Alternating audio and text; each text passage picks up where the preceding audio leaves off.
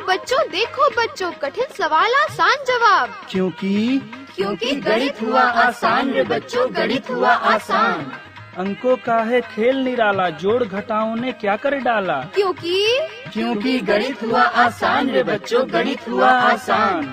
शून्य का है खेल अजब, अंकों के संग करे गजब। कभी अंकों को शून्य बनाता या अंकों का मान बढ़ाता। क्योंकि गणित हुआ आसान रे बच्चों, गणित हुआ आसान।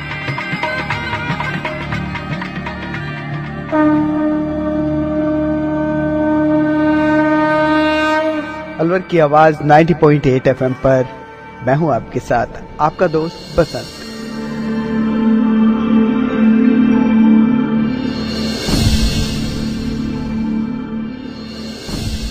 गणित हुआ आसान के एक और अंक के साथ फिर से आपके साथ हैं आप ही के अलवर की आवाज 90.8 FM पर। और आज गणित हुआ आसान के इस अंक में हम जानेंगे अवकलन समीकरण के बारे में, यानी कि डिफरेंशियल इक्वेशन क्या होती है। और अवकलन समीकरण को आसान करने के लिए हम पहुंचे हैं राजकीय उच्च माध्यमिक विद्यालय देसुला और साथ में है उनके कुछ छात्र। इस विषय के बारे में आपको बताने के लिए हमारे साथ हैं IIT अलवर के असिस्टेंट प्रोफेसर धीरेन्द्र सिंह। तो चलिए जानते हैं क्या होता है अवकलन समीकरण, कैसे उसको सोल्व किया जाता है, यानी कि किस तरह से उसको कैलकुलेट किया जाता है।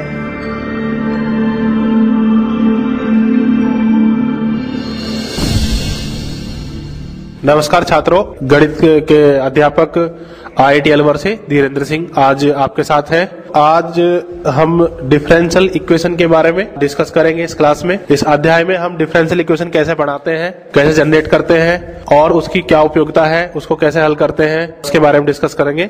और क्लास को स्टार्ट करने से पहले एक बार आप अपना संक्षिप्त परिचय दीजिए, उसके बाद हम इस टॉपिक को शुरू करेंगे। सर, मेरा नाम जितेंद्र कुमार मदेरना है। सर, मैं देसुला आदर्श राजकीय उच्च माध्यमिक विद्यालय देसुला।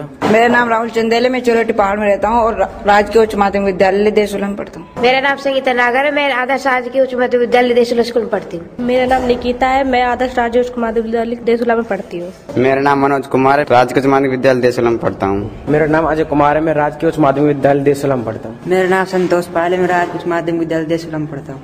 मेरा नाम सुमन कुमारी है और मैं देसुला में रहती हूँ। स्कूल का नाम आदर्श राजकीय उच्च माध्यमिक विद्यालय देसुला। मेरा नाम श्वेता सहरावल है, मैं बटेसा गांव में रहती हूँ और आदर्श राजकीय उच्च माध्यमिक विद्यालय में पढ़ती हूँ। छात्रों, आज हमारे साथ में आपके एक अध्यापक जो इसी स्कूल में पढ़ाते हैं, वो भी इस टॉपिक से एसोसिएटेड है। कुंज बिहारी पारसर, व्याख्याता भौतिक विज्ञान, राजकीय उच्च माध्यमिक विद्यालय देसुला। हमारे साथ जो है फिजिक्स के व्याख्याता है, जिनका जो मैथमेटिक्स में अच्छी कमांड है और मैथमेटिक्स के साथ साथ में फिजिक्स ये यहाँ पे पढ़ाते हैं। फिजिक्स में अच्छी कमांड है, मैथमेटिक्स और फिजिक्स में कोई ज्यादा डिफरेंस नहीं है। और थोड़ा सा सर उसके बारे में हमें बताएंगे। मैथमेटिक्स की जो एप्लीकेशंस हैं, उपयोग है, वो फिजिक्स में होता है। बिना गणित के फिजिक्स को पढ़ना, यानी कि हम मान सकते हैं कि दो भाई हैं, दोनों मैथ और फिजिक्स। बिल्कुल बिल्कुल ठीक है। अब हम टॉपिक को स्टार्ट करते हैं, अवकलन समीकरण। अवकलन समीकरण स्टार्ट करने से पहले हमारे पास ये जानना होगा कि अवकलन समीकरण बनाने के लिए हमारे पास क्या रॉ मटेरियल होना चाहिए, क्योंकि अवकलन समीकरण का जो काम है वो किसी टर्म के ऊपर होता है। तो आप मुझे बताइए क्या क्या रॉ मटेरियल होना चाहिए हमारे पास। चर और अचर संख्या होनी चाहिए। चर और अचर संख्या तो हम पहले डिस्कस कर चुके, जब हमारे पास फंक्शन का जनरेशन हुआ, जिसे हम y बराबर fx लिखते हैं। जब हमने इसको बनाया तो पहले हम चर और अचर को डिस्कस कर चुके। अब हमारे पास बेसिक जो है ये फंक्शन होना चाहिए, जिसको हम y fx से डिनोट करते हैं। ठीक है। अब आपके पास फंक्शन है y fx, यानी कि जो y है x का फंक्शन है, तो इसमें चर राशि और अचर राशि कौन सी है बताइए। x तो चर राशि x तो और y भी चर है। y भी चर है, यानी कि दोनों ही चर हैं। तो दोनों ही चर राशि है। वेरी गुड, दोनों ही चर राशि है। तो चर राशि में भी x में और y में एक छोटा सा डिफरेंस है।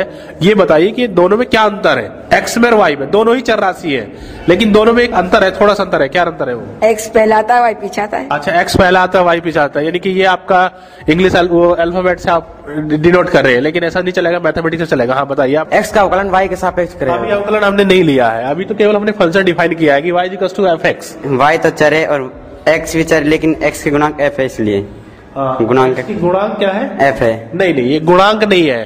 देखिए, गुणांक में और f ऑफ x में एक अंतर है। देखिए, गुणांक होता है f डॉट x, जैसे हम लिखते हैं f गुणा x, तो इसमें x का गुणांक y या फिर f का गुणांक x है, ये गुणांक ये होता है, लेकिन वो उसके अंदर लिखा हुआ है ब्रैकेट के अंदर। इसका मतलब है इसमें जितने भी टर्म आएंगे वो x के टर्म में आएंगे। लाइक ऐसा आएंगे, देखिए आपका x स्क्वायर जमा 2x प्लस 1, ये fx हो सकता है इक्वल्स टू y। तो इसका मतलब है जितने भी टर्म आएंगे वो x के टर्म में आएंगे। fx का मतलब गुणांक नहीं है, बल्कि उसके अंदर जो टर्म आएंगी वो x की आएंगी। हाँ, और बताइए। x और y में पद, x के जो पद आएंगे ना f के, तो x के पदों में आएंगे सारे टर्म। f के जो पद आएंगे x के टर्म में आएंगे, यानी कि y किसके टर्म में आएगा? x के पदों में, x के टर्म में, राइट। तो आपके जो y है वो किसकी टर्म में आएंगे? x के टर्म में, x की टर्म में आएंगे। तो इसका मतलब है जो टर्म में आएंगी, यानी कि x is totally depend on this x। जो आपका y है वो किस पे डिपेंड है? x पर है। In this case y equals to fx ये बताता है कि जो y है ये x का फलन है, यानी कि x y जो है सब का सब x की टर्म में आएगा, यानी कि y totally depend on x, x पे डिपेंड करेगा। पहली बात तो ये, तो y हमारा टोटली डिपेंड करेगा x पर, यानी कि जब भी हम y लिखेंगे तो हमें सोचना होगा y नहीं है बल्कि x के टर्म में x का फंक्शन है। जैसे y equals to X square plus 1, y equals to 2x square plus 3x plus 2, इस टाइप से, यानी कि y नहीं है बल्कि x का फलन है, x का फलन है, यानी कि सारे के सारे जो टर्म है वो x में आएंगे। अब हम कह सकते हैं कि यहाँ दो टाइप की प्रॉपर्टी इंट्रोड्यूस हो गई है। दो टाइप की प्रॉपर्टी, दो चर अलग अलग टाइप से इस फंक्शन के अंदर आए हैं। एक जिसको आपने फ्रीडम दे दी, स्वतंत्र चर, एक होगा स्वतंत्र चर। स्वतंत्र क्या है आपका? स्वतंत्र चर क्या है आपका? स्वतंत्र चर x है। x है, स्वतंत्र चर x है क्योंकि हमें x की टर्मों में मिल रहा है y। स्वतंत्र चर क्या हुआ? x। और परतंत्र चर y। क्यों? क्योंकि ये x के पदों में, x के पदों में। क्या y को x के पदों में लिख सकते हैं? अभी नहीं लिख सकते, क्योंकि यदि फंक्शन हो जाता उल्टा, ऐसा भी लिख सकते हैं हम लोग, x is equals to f of y, तब x किसके टर्मों में आएगा? y के टर्मों में। लेकिन यहां हमने लिखा y equals to f of x, तो इसका मतलब यह है कि जो y है वो x की टर्म में होगा, यानी कि y को रेस्ट्रिक्शन दे दिया कि आपको x से रिलेट करके संबंध बना करके काम करना है, आपको x के साथ ही काम करना है, यानी कि x के टर्मों में ही आपका डिनोशन है, आप x के टर्मों में ही काम करेंगे, राइट। ठीक है, ये है। तो यहाँ पर दो टाइप की प्रॉपर्टी आई। एक x तो है आपका इंडिपेंडेंट, इसको बोलते हैं इंडिपेंडेंट स्वतंत्र, और इंडिपेंडेंट वेरिएबल कहेंगे इसको, यानी कि स्वतंत्र चर। और दूसरा है डिपेंडेंट वेरिएबल, डिपेंडेंट वेरिएबल जो y से है, वेरिएबल कहेंगे इसको, वेरिएबल, डिपेंडेंट वेरिएबल। एक इंडिपेंडेंट वेरिएबल और डिपेंडेंट वेरिएबल। अब हम लोग क्या करते हैं, देखें डिफरेंशियल इक्वेशन में हम लोग क्या करते हैं, डिफरेंस का मतलब है काटना, छोटा करना। डिफरेंस का शाब्दिक अर्थ है घटाओ, कम करो, छोटा करो। लाइक ये बोर्ड है आपका, कहा कि बोर्ड तो बोर्ड रहे लेकिन इसका जो साइज है कम कर दो, तो हमने क्या किया, इस बोर्ड को यहां से इस डिस्टेंस से मान लीजिए ये काट दिया। दूसरा हमारा ये रहा कि इसको यहां से काट दिया, बोर्ड ही रहे लेकिन हमने कटिंग शुरू कर दी, डिफरेंशिएशन, छोटा कर दिया साइज में। इसका शाब्दिक अर्थ है डिफरेंशिएशन का छोटा कर देना, संक्षिप्त कर देना। अब हम ये काम कई बार कर सकते हैं, लेकिन वर्किंग ऐसी होनी चाहिए कि बाद में इसे जनरेट भी कर सके, यानी कि बाद में इस बोर्ड को हम कवर भी कर सके। ऐसा नहीं कि काट के हमने छोटा कर दिया और बाद में बोर्ड का पता ही नहीं है। तो हम डिफरेंशियल इक्वेशन से क्या करते हैं, अपने फंक्शन के डेरिवेटिव लेकर के उसको छोटा और छोटा, रिफाइन, वेरी रिफाइन और छोटा कर चले जाते हैं।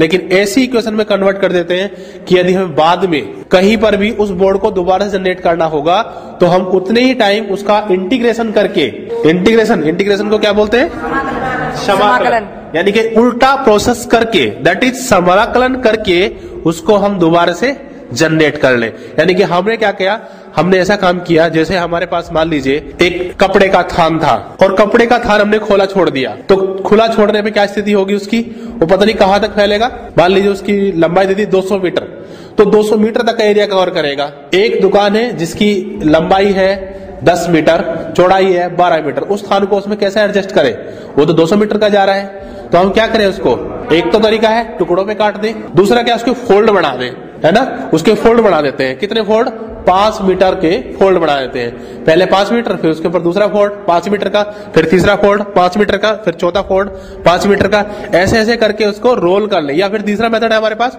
हम उसको एक त्रिज्या में रोल कर देते हैं और रोल का जो एरिया होगा वो फंक्शन से डिफाइन कर देंगे कि भाई 2 मीटर के एरिया में इसको कवर करना होगा, 2 स्क्वायर मीटर के रोल। तो हम रोल बना बना के क्या करते हैं, उस स्थान को पूरे को छोटे से उसमें एडजस्ट कर लेते हैं और फिर उसमें आराम से रख लेते हैं शॉप के अंदर। ऐसे ही हमारे घर पे जो हमारी मदर्स है, सिस्टर्स है, हमारे लिए स्वेटर बुनती है। आप बताइए क्या स्वेटर किससे बुनते हैं? ऊन से। ऊन से। अच्छा, ऊन के जो वो होता है, ऊन को लंबाई में रखते हैं या कुछ और कुछ बढ़ा के रखते हैं?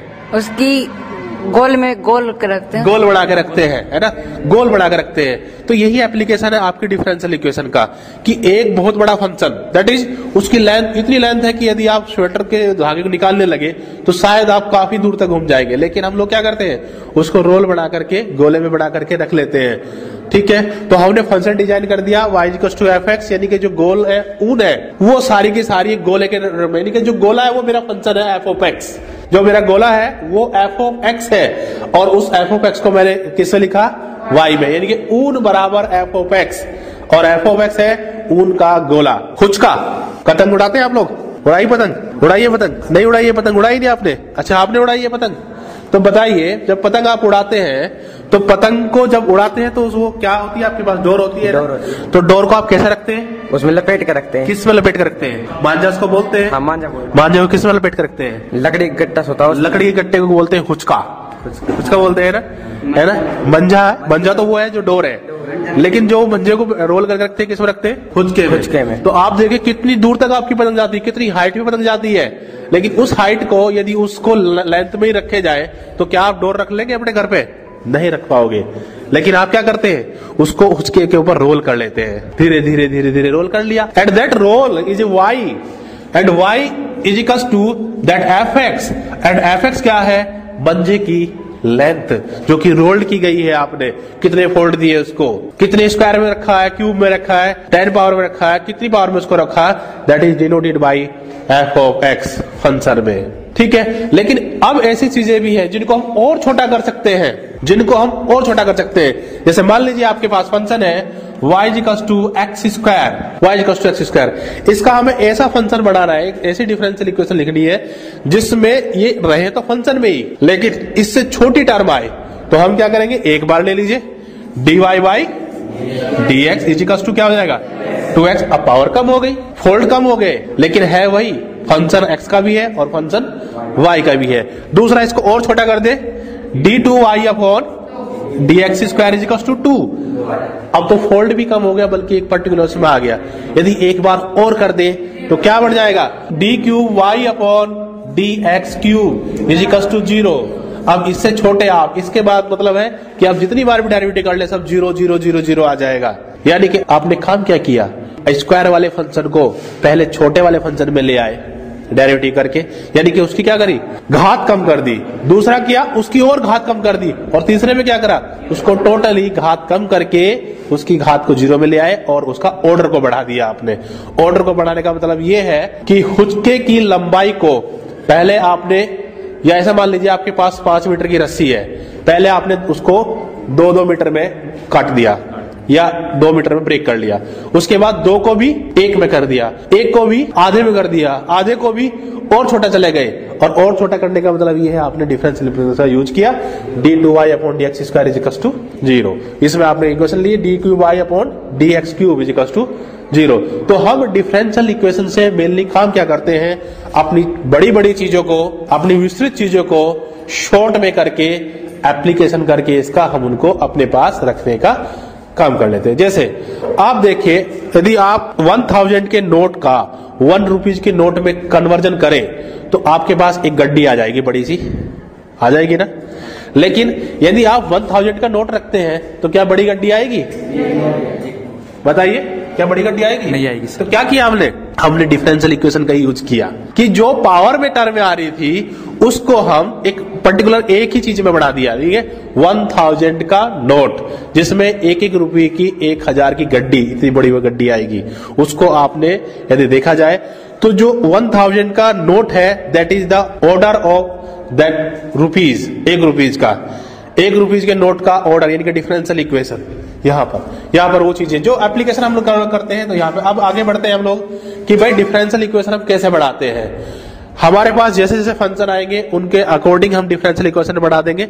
जैसे पहला एप्लीकेशन है, यदि हमारे पास जो फंक्शन आए, देखिए पहला एप्लीकेशन है, फंक्शन आया y इक्वल्स टू x की टर्म में, केवल x की टर्म में, तो हम इसका डिफरेंशिएट करके अपनी डिफरेंशियल इक्वेशन बढ़ा सकते हैं। जैसे एग्जांपल है हमारा ये, आपके पास फंक्शन है y इक्वल्स टू fx, इसमें कोई अचर राशि नहीं है, जैसे कि मान लीजिए आपका y equals to 3x square plus x plus 2x, ये ले लीजिए मान लीजिए। इससे आपको डिफरेंशियल इक्वेशन बनानी है, तो हम लोग क्या करेंगे, हम इसके डेरिवेटिव कर लेंगे, x को रिमूव कर देंगे और ऐसी स्थिति पे ले जाएंगे जब x यहाँ से टोटली गायब हो जाए।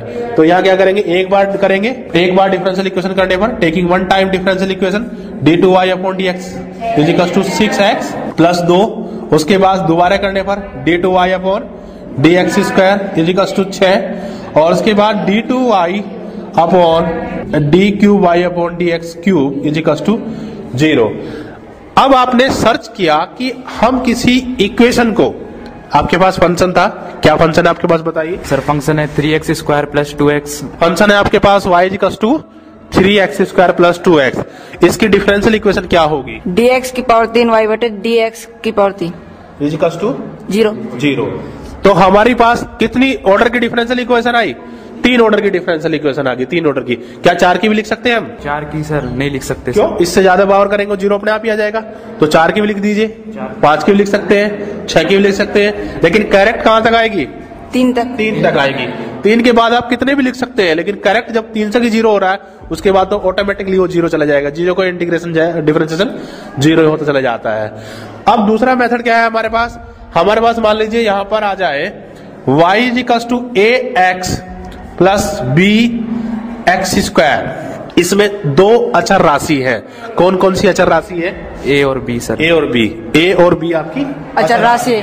तो हम लोगों को क्या चाहिए, हम इसका डिफरेंशियल इक्वेशन बनाना है हमें। तो एक तो मेथड ये है, डायरेक्ट हम डिफरेंशिएट करते चले जाएंगे और बाद में जो भी डिफरेंशियल इक्वेशन आएगी वो बना लेंगे। दूसरा हम लोग क्या कर सकते हैं, हम a और b की वैल्यू निकाल के यदि अपने इस फंक्शन में रख दे तो भी हमारे पास डिफरेंशियल इक्वेशन आ जाएगी। जैसे इसका एक बार डिफरेंशिएट करने पर क्या आ जाएगा, dy by dx is equal to a plus 2bx, a is equal to 2bx। ठीक है, एक बार फिर डिफरेंशिएट करने पर क्या आ जाएगा, d2y upon dx square is equal to 2b, यानी कि b का वैल्यू क्या आ गया आपका 1/2 d2y अपॉन dx स्क्वायर, ये b का वैल्यू आ गया। ये समीकरण नंबर 1 थी हमारी, जो फंक्शन था हमारा उसको हमने 1 मान लिया, y equal to ax plus b x square, और dy बाई dx हमारे दूसरी समीकरण हमने मान लिया इसको a प्लस 2bx, और तीसरी हमारी इक्वेशन मान लिया आपका, ये है आपका 2b, और b का वैल्यू यहां पर हमने मान लिया चौथी इक्वेशन। तो फ्रॉम फोर्थ इक्वेशन, चौथी इक्वेशन से b का वैल्यू दूसरी इक्वेशन में रखने पर, जिससे हमें a का वैल्यू मिल जाएगा, b की वैल्यू रखने से dy by dx is equal to a plus 2.1/2 d2y upon dx square, और dx स्क्वायर x, क्योंकि x इसमें है वो 2 से 2 कट जाएगा, तो आएगा a plus d2y upon dx square into x।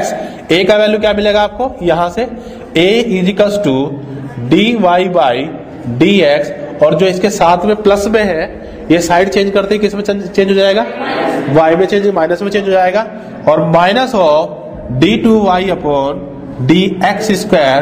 तो समीकरण 1 में a और b दोनों का वैल्यू रखने पर, समीकरण 1 में किसका वैल्यू रखेंगे, a का, अचर राशि a का रखेंगे, अचर राशि b का रखेंगे, रखने पर हमारे पास क्या हो जाएगी, इक्वेशन आ जाएगी। उस इक्वेशन को कैसे लिखेंगे, लिखिए समीकरण फ्रॉम इक्वेशन, कौन सी इक्वेशन है हमारी 4, और ये इक्वेशन है मान लीजिए 5, एंड फ्रॉम इक्वेशन 4 और 5 से a और b का वैल्यू, a एंड b का वैल्यू इक्वेशन फर्स्ट में रखने पर, जब इसको रखेंगे तो क्या आ जाएगा, y इक्वल टू a का वैल्यू रखेंगे, a का वैल्यू है आपका dy by dx minus x d2i upon dx square plus 1/2 d2i upon dx square और x स्क्वायर। इसको सोल्व कर लेंगे हम लोग। तो सोल्व करने के बाद हमारे पास एक इक्वेशन आ जाएगी। इस इक्वेशन को बोलते हैं आपकी अवकलन समीकरण, डिफरेंशियल इक्वेशन। अच्छा, मैं एक बात आपसे पूछना चाहता हूं कि जो हमारी समीकरण अब ये आई, ये हमारी इक्वेशन आई y equals to d2i upon dx square minus x d2i upon dx square plus 1/2 d2i upon dx square into x square, इसको हम लोग अवकलन समीकरण बोल रहे हैं, है ना? क्या बोल रहे हैं इसको? अवकल समीकरण। क्यों? क्योंकि ये dx dy by dx के रूप में है। dy by dx के रूप में है। हाँ, dy by dx के रूप में है। अच्छा, यदि ये dy by dx गायब कर दिए जाए तो क्या ये समीकरण अवकलन समीकरण कहलाएगी? नहीं कहलाएगी। कौन सी ऐसी इक्वेशन है जिसमें dy by dx नहीं है और वो अवकलन समीकरण नहीं है, जो बोर्ड पे लिखी हुई है? बताइए। फर्स्ट में देखिए आपका, और फर्स्ट में क्या लिखा हुआ? y बराबर x प्लस bx स्क्वायर। इसमें डेरिवेटिव नहीं है, तो ये समीकरण कैसी कहलाएगी? ये अवकलन समीकरण नहीं है। लेकिन दूसरी इक्वेशन क्या अवकलन समीकरण है? dy by dx। दूसरी में क्या है? dy by dx। यानी कि जो चीज हमें पहले बताना चाहिए थी, हम उसका रिजल्ट अब निकाल रहे हैं कि एक ऐसा फंक्शन जिसके अंदर एक स्वतंत्र चर, एक परतंत्र चर और परतंत्र चर का स्वतंत्र चर के रेस्पेक्ट में अवकलन उपस्थित हो, प्रेजेंट हो, उसको हम अवकलन समीकरण कहते हैं। It can be defined as a function of independent variable, dependent variable and the derivatives of dependent variable with respect to independent variable is known as a differential equation। अब हमारे पास तीन सिचुएशन है। एक सिचुएशन ऐसी कि क्या independent variable ना होने से अवकलन समीकरण बदल जाएगी, यानी कि इस फंक्शन में जो हमारा फंक्शन है y is equals to f(x,y) dy by dx, यदि इसमें x ना हो तो क्या आपकी इक्वेशन डिफरेंशियल इक्वेशन नहीं होगी? आप बताइए। सर नहीं होगी। नहीं होगी? नहीं होगी। आप बताइए। होगी। क्योंकि आपको क्या देना है? अब आपको एक ही चीज ध्यान रखनी है कि इसमें dy by dx है या नहीं है। आपको एक चीज ध्यान रखनी है कि डेरिवेटिव है या नहीं है। यदि डेरिवेटिव है तो डिफरेंशियल इक्वेशन है, यदि डेरिवेटिव नहीं है तो डिफरेंशियल इक्वेशन नहीं है, चाहे वो कैसी भी इक्वेशन हो। जैसे मान लीजिए जो फंक्शन है आपका, ये इक्वेशन है y equals to f of x को y, यदि इसमें से हम dy by dx को हटा दे तो ये इक्वेशन हमारी इक्वेशन तो होगी लेकिन डिफरेंशियल इक्वेशन नहीं होगी। जिसका सबसे अच्छा एग्जांपल मेरा पहली इक्वेशन है y equals to ax plus x square plus bx square. इसके अंदर डेरिवेटिव नहीं है, dy by dx नहीं है। ये आपकी एक इक्वेशन तो है लेकिन डिफरेंशियल इक्वेशन नहीं है। दूसरी इक्वेशन में क्या है आपका? dy by dx है। दूसरे में कितना है? dy by dx। dy by dx is equal to a plus 2 bx। ये डिफरेंशियल इक्वेशन है। तीसरी में बताइए, तीसरा d2y बटे dx स्क्वायर बराबर 2b। हाँ, ये डिफरेंशियल इक्वेशन है। यस, ये डिफरेंशियल इक्वेशन है क्योंकि इसमें डेरिवेटिव आ गया है हमारे पास। तो बेसिक चीजों में यही है कि हमारे पास डिफरेंशियल इक्वेशन हम कैसे बनाते हैं। तो दो मेथड है, एक तो या तो हम डिफरेंशिएट कर चले जाएं, उनके बीच में रिलेशन डेवलप कर लें। दूसरा, उसके अंदर यदि जो है अचर राशियां हैं उनकी वैल्यू रख करके हम डिफरेंशियल इक्वेशन बना सकते हैं। अब हमें समझ में आया कि डिफरेंशियल इक्वेशन को डिफरेंशियल क्यों बोलते हैं, क्योंकि उसके अंदर उसके डेरिवेटिव आते हैं जिसमें independent variable, dependent variable, dependent variable का डेरिवेटिव आता है इंडिपेंडेंट वेरिएबल के रेस्पेक्ट में। ठीक है, अब हमारे पास डिफरेंशियल इक्वेशन की प्रॉपर्टी है ऑर्डर एंड डिग्री, यानी कि कोटि और घात। ऑर्डर को बोलते हैं कोटि और घात इसको बोलते हैं घात, पावर, डिग्री, कोटि। किसी इक्वेशन की कोटि उस इक्वेशन में उपस्थित प्रेजेंट जो डेरिवेटिव है वो कितनी बार डेरिवेटिव है उसकी ऑर्डर को डिफाइन करता है। जैसे अब हमारी इक्वेशन है dy by dx is equals to a plus 2x 2bx, तो इसमें जो dy by dx कितने बार डेरिवेट किया y को? एक बार। तो इसकी डिग्री कितनी हो जाएगी? ऑर्डर कितनी हो जाएगी? एक। ऑर्डर एक हो गया। तीसरी इक्वेशन है d2y अपॉन dx स्क्वायर। इस इक्वेशन के अंदर हमने y को दो बार 2 टाइम डेरिवेट किया है, तो इसका कोटि कितनी हो गई? 2। यानी कि हमने जाना कि किसी भी इक्वेशन की जो कोटि है वो उस इक्वेशन में उपस्थित जो डेरिवेटिव है उसका कितनी बार उसको डेरिवेट किया है उसको डिनोट करती है, और उसकी घात पावर किसके ऊपर?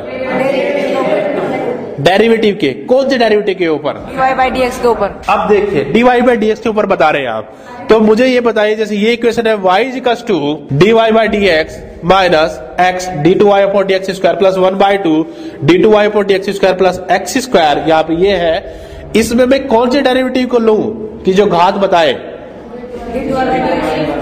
d2y/dx², यानी कि हाईएस्ट ऑर्डर डेरिवेटिव को लूंगा, जिसकी कोटि सबसे ज्यादा होगी उसकी पावर को लूंगा। लेकिन सभी इक्वेशन के लिए सत्य है ये? नहीं कह सकते, सारी इक्वेशन के लिए सत्य नहीं है। कोई ऐसी इक्वेशन बताइए जिसके लिए असत्य हो? dy/dx बराबर a + 2bx। dy/dx = a + 2bx, इसके लिए तो सत्य है, क्योंकि इसमें देखिए आप, इसकी डिग्री कितनी है, ऑर्डर कितना है? 1, और डिग्री कितनी है? 1 ही है, तो मिल गया हमें ऐसा एक एग्जाम्पल चाहिए, उदाहरण चाहिए जो कि डिग्री हमेशा ना कैलकुलेट कर पाए, जिसकी डिग्री, ठीक है। अब देखिए आप, मैंने लिखा है y = e की पावर d2y/dx², e की पावर x। देखिए e की पावर x, यदि एक्सपोनेंशियल सीरीज में इसको खोल दें तो ये आ जाता है हमारा, क्या आएगा बताइए, क्या वैल्यू आएगी इसकी? इसको एक्सपेंड कर दे e की पावर x को, 1 + x, कुछ ऐसा बताओ, 1 + x plus x² plus x³ ऐसे आएगा कुछ, इस टाइप का टर्म ही तो आएगा, है ना। अनंत तक खुलता चला जाएगा ये। अब अनंत तक खुलता चला जाएगा, तो लेकिन यहां हमारी इक्वेशन में, इक्वेशन नंबर 1 में e की पावर क्या है? dy/dx, d2y/dx, ठीक है ना, d2y/dx², ये है। यानी कि यदि हम इसको खोल दें तो y = आएगा आपका 1 + d2y/dx² प्लस 1/2 d2y/dx² का whole square plus ... at infinity, बहुत दूर तक जाएगा। अब हमें फाइंड आउट करना है कि जो हमारी इक्वेशन है, डिफरेंशियल इक्वेशन है, इसका ऑर्डर क्या है। तो ऑर्डर तो हमारे डेरिवेटिव पे डिपेंड करता है। देखो डेरिवेटिव तो आप कहीं से कहीं तक लेके चले जाओ, d2y/dx² से आगे नहीं बढ़ रहा है, क्योंकि यहाँ पावर बढ़ रही है, d2y/dx² तो वही है, आगे भी d2y/dx³ आ जाएगा, 5 आएगी पावर, 10 आ जाएगी, 100 आ जाएगी, कुछ भी आ जाएगी। लेकिन आप d2y को d3y/dx³ नहीं लिख सकते कभी भी। तो ऑर्डर तो बिल्कुल मिल गया आपको। ऑर्डर क्या आएगा? ऑर्डर यानी कि कोटि जो आ गई आपकी, ऑर्डर यानी कि कोटि बराबर 2। लेकिन अब आप बात करते हैं घात की, तो घात के लिए क्या करना पड़ता है? इसमें से नहीं ली जाएगी घात, तो इसमें नहीं, हम सब तो करेंगे कोटि के ऊपर अधिकतम घात को, ऑर्डर डेरिवेटिव के ऊपर यानी कि अवकलज के ऊपर हाईएस्ट कोटि अधिकतम घात। तो कितनी घात जा रही है यहाँ पे? तो अनंत तक जाएगी, अनंत तक जा रही है, इनफिनिटी जा रही टर्म में, तो आपको घात मिल ही नहीं पाएगी। तो इस इक्वेशन की घात यानी कि पावर, इक्वेशन की पावर क्या हो जाएगी? अपरिभाषित, ठीक है, या कह देंगे घात जो है आपको मिल नहीं पा रही है, घात आपकी एग्जिस्ट नहीं कर रही है। तो आज इस अध्याय में हमने केवल डिफरेंशियल इक्वेशन का जो एप्लीकेशन है डेली लाइफ में उसके बारे में जाना, और कैसे डिफरेंशियल इक्वेशन बनाते हैं, उसकी ऑर्डर और डिग्री के बारे में, कैसे हम डिफाइन करते हैं ऑर्डर को और डिग्री को, इसके बारे में जाना।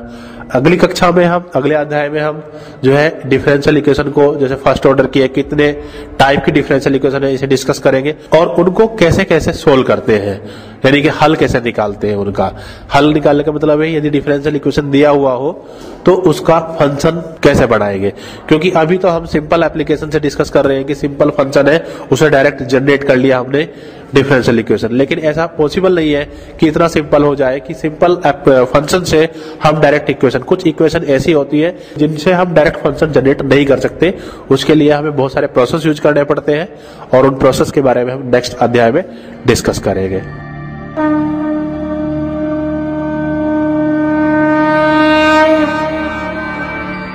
दोस्तों अब तो आप आसानी से समझ गए होंगे कि डिफरेंशियल इक्वेशन किस तरह से कैलकुलेट की जाती है, यानी कि अवकल समीकरण क्या होते हैं और कैसे उनको आसानी से सोल्व किया जाता है। इस विषय के बारे में आपको बता रहे थे IIT अलवर के असिस्टेंट प्रोफेसर धीरेन्द्र सिंह और साथ में थे हमारे राजकीय उच्च माध्यमिक विद्यालय देसुला के कुछ छात्र। ये प्रोग्राम भारत सरकार के विज्ञान एवं प्रौद्योगिकी विभाग द्वारा उत्प्रेरित एवं समर्थित किया गया।